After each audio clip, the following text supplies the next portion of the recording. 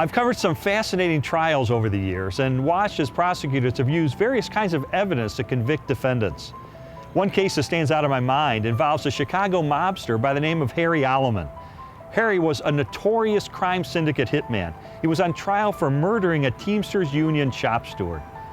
I'd written a lot of stories about Harry over the years because he was a suspect in at least a dozen different murders. I remember one time Harry Alleman cornered me and he pointed a finger really menacingly in my face and he said, "Why do you keep writing these stories about me?" And I'll tell you what, coming from a guy of his reputation, it was a little bit intimidating. But the prosecutors had their own challenges with the case against Harry Alleman. The good news was that the getaway driver agreed to testify against Harry. The bad news was he demanded leniency in return. And the prosecutors knew that when the jurors found that out, it would call into question his motivation for testifying. They needed corroborating evidence. They needed someone else to back up what the accomplice was saying. And sure enough, they found a neighbor of the murder victim who testified that he was out walking his dog when he saw Harry Alleman commit the crime. They put him in a witness protection program. He testified against Harry Alleman, so did the accomplice. Harry was convicted, and today he's spending the rest of his life behind bars. That is the power of corroborating evidence in a court of law. The question is, do we have any corroboration for the New Testament of the Bible? Do we have any evidence outside the Bible that corroborates what the New Testament tells us about Jesus?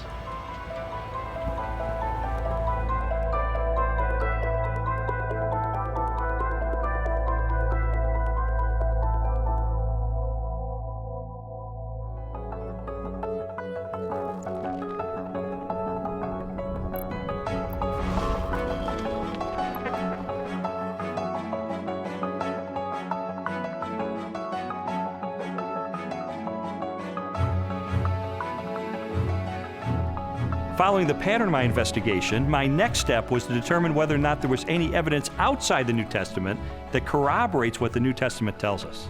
Jesus, of course, wasn't the emperor of the Roman Empire. He wasn't some autocrat that had conquered half of the world, but he did leave an impact in his own environment and created a movement that grew from there. And there is a remarkable amount of documents and corroboration. Josephus refers to him. The Roman historian Tacitus refers to him. Suetonius, the political writer, refers to him. Critics refer to him. And so it's like a stone thrown into a pond. The ripples go out and everywhere are felt. It's a very impressive record taken as a whole. In AD 93, the Jewish historian Josephus published his work, Antiquities of the Jews. Scholars generally agree that the following text accurately records Josephus' record of Jesus. Now there was about this time Jesus, a wise man, for he was a doer of wonderful works, a teacher of such men as received the truth with pleasure. He drew over to him both many of the Jews and many of the Gentiles. When Pilate, at the suggestion of the principal men amongst us, had condemned him to the cross, those that loved him first did not forsake him.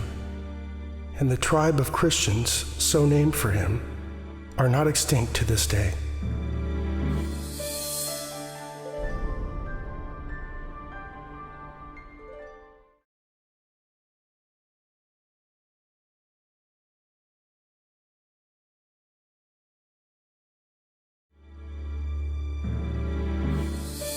In a court of law, the rebuttal case is an opportunity for the other side to present their evidence.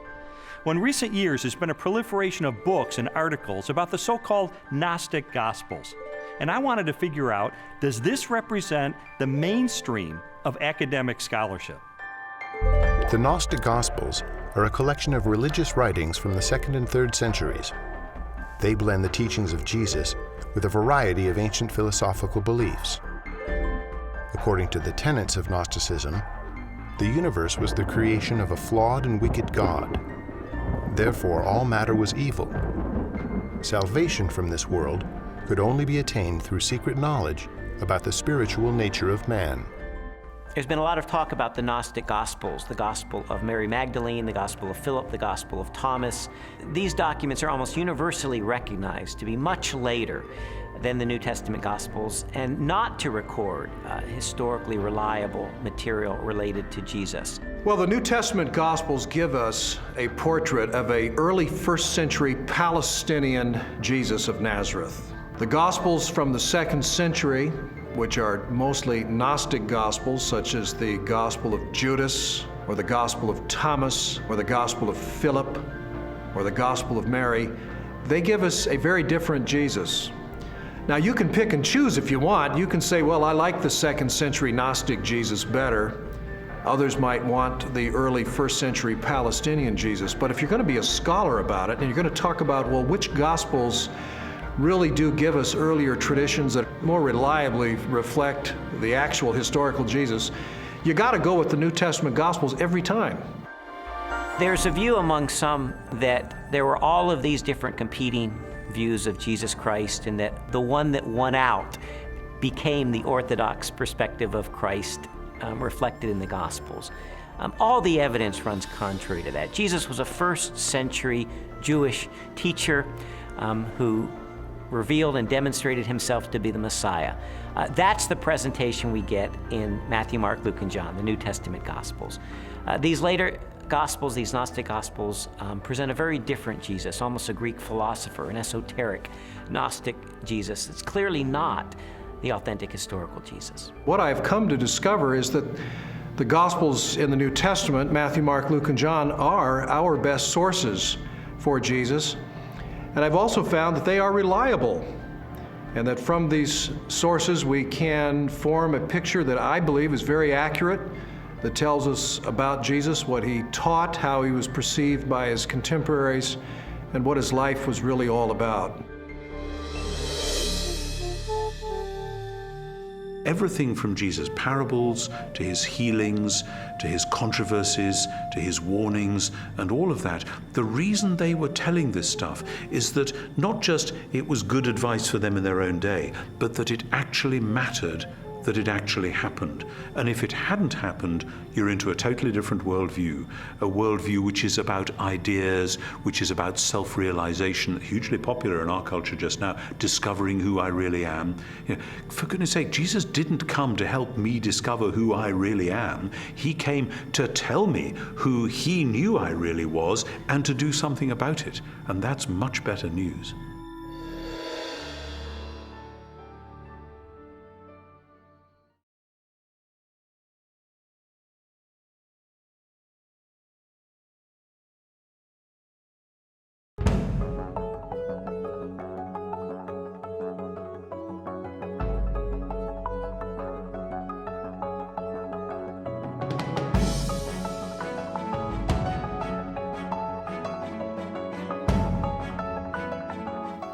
I remember one time a witness was called in a murder trial I was covering for the Chicago Tribune.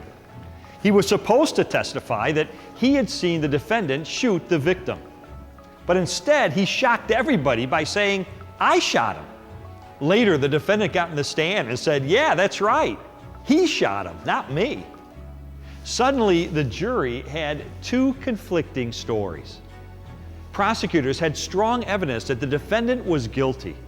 But now there was another version of events that flatly contradicted that. In the end, though, several other eyewitnesses confirmed that the defendant was guilty and that the witness who confessed was merely trying to cover for him. With overwhelming evidence of his guilt, the defendant was convicted. In a similar way, we have the New Testament painting one picture of Jesus, but the so-called alternative Gospels telling another story. Well, which is right? Well, the evidence strongly supports the New Testament. Unlike the Gnostic Gospels, they're based on eyewitness testimony, they're written very close to the events they describe, and they're confirmed at points by archaeology and secular history. Consequently, I believe that we can have confidence that Matthew, Mark, Luke, and John contain the most reliable information about Jesus. Well, how about you?